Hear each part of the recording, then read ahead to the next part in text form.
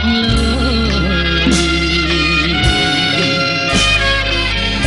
ខំចាយសម្បត្តិអាពីហើយអស់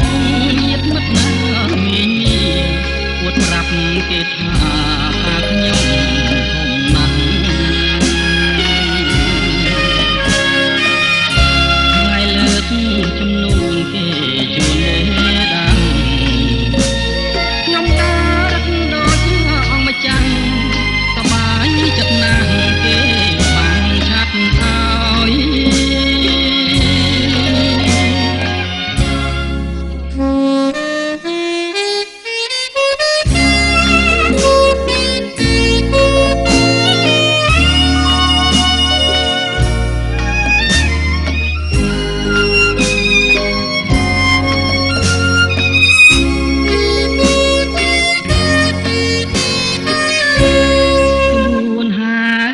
ដល់ផ្ទាំងខាងស្រី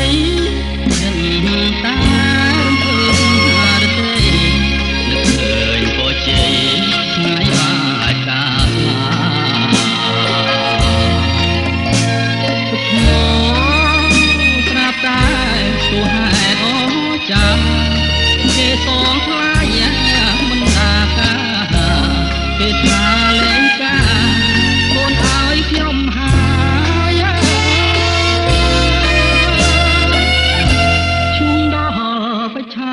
គេថាមិនដប់គេ